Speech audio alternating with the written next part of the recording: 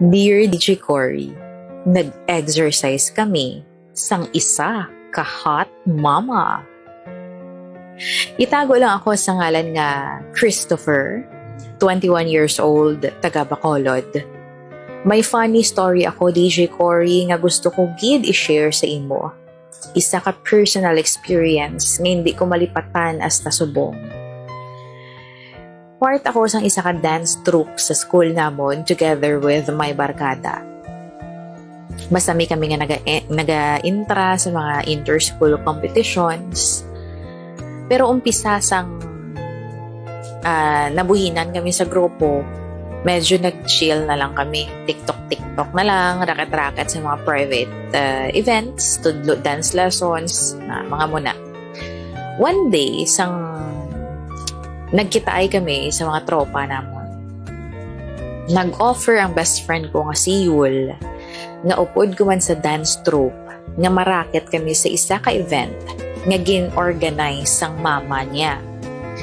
Si mama niya Abby, active organizer sang mga events sa local community nila.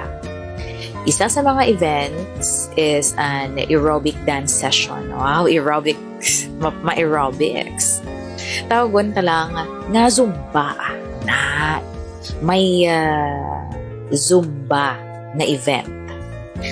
Gusto sang mama ni tropa nga kami ang mangin instructors. Best friends sid kami nga daan ni Yul for 3 years. Pero never ko pa na-meet in person ang mama niya. Masami ko lang makita sa photos, sa mga pictures. Naka-comment pa ako kay Yul na bataon paglitulo ko ng mama niya. Daw magulang niya lang. Pero sang na-meet ko na ang mama niya in person, oh my gosh, natulala ako. Hindi siya photogenic. Pero in person, gwapa gid yan. 46 na siya pero she looks younger than her age. Pwede makipagsabayan sa mga kaedad ko lang. True, masalaan mo siya nga magulang lang ni Yul.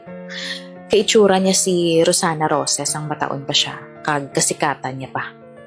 Ang iya lawas, chubby-chubby nga may korte, tibsul. Daw wala kagi bata.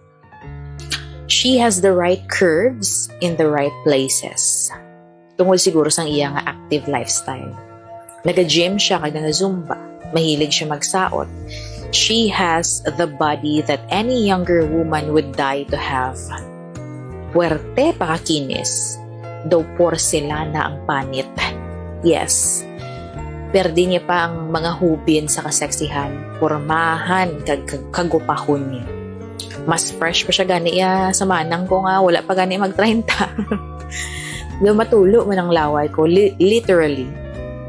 Gina-imagine ko kung ano ang ara sa sulod sa iya nga mga body-hugging yoga pants and sweatshirts. Ay patawaron ako ni Yul pero daw gusto ko ilubong ang ulo ko sa lawas ni mama niya. In short, nagka-major crush ako sa mama ni Yul nga tawagon na lang sa ngalan niya Tita Che. Si Tita Che is an example of a cool mom. Single mom siya, by the way. Single and hopefully ready to mingle.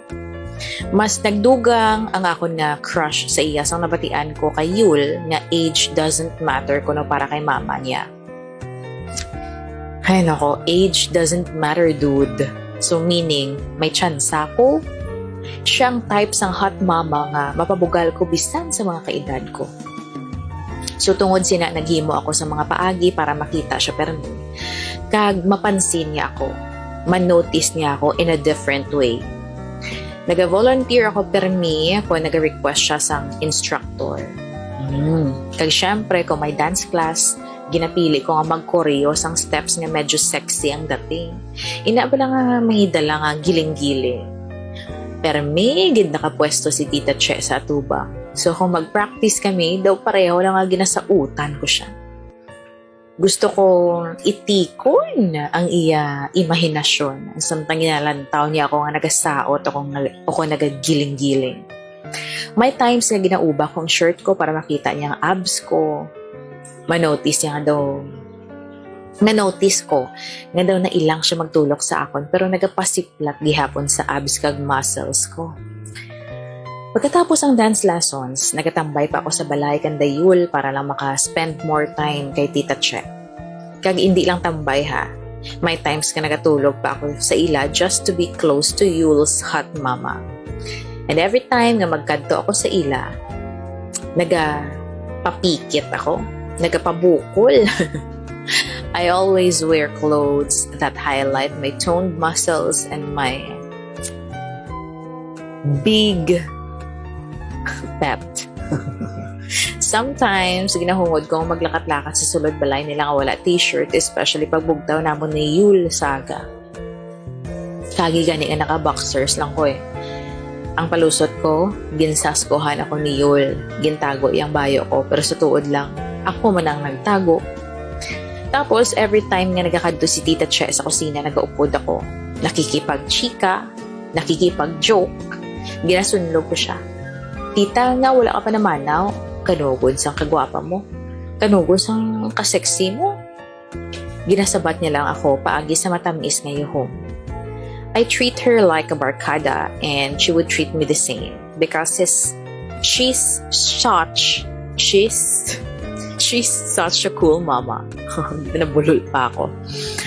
Wala niya ginalantaw ang edad ko. Wala niya ginatreat nga daw bata pa ako kung mag-istorya siya sa akin.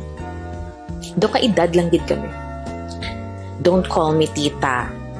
Che na lang. Dali man tayo magtigulang sinasang tita-tita mo man. Hambal niya sa akin one time. Sa tuod lang, kung mag-analyze ka, ka-obvious ka tama sa mga ninja moves ko kay Tita Che. Ay, kay Che na lang gali. Pero wala lang sa bungog ni Yul. Ano abi, wala siya sang iban nga ginakuti kuning computer lang. Gani, wala niya manotice nga ang best friend niya may matinding pagnanasa sa mama niya. Fast forward, one time, nagkagats ako nga sundugon si Che. What happened was, nag-overnight ako kanda Yul. Around midnight. Nabatsyagan ko nga nagwa siya sa kwarto. Knockout na si Yul sa amo to nga time. So nagbangon ako para sundan siya. Naabdan ko siya nga nagainom sang tubig tapos nakibot siya sa makita ako. Oh, bugtaw ka pa? Hambal niya sa akin. Pero mas nakibot ako sa nakita ko DJ Cory. Nagasuksok siya sang manipis nga cotton oversized shirt. Kag obviously, wala siya sang nasuksok nga bra. Kay nagawurmagid ang dapat nga maghurma. Twinkle, twinkle, little stars. Inali lang nga nagpalanginit ang lawas ko. Kag nag-flag ceremony si Junjun tungod sa nakita ko. Bahala na kon obvious pero ginhimutaran ko gid ang mga twinkle, twinkle, little stars.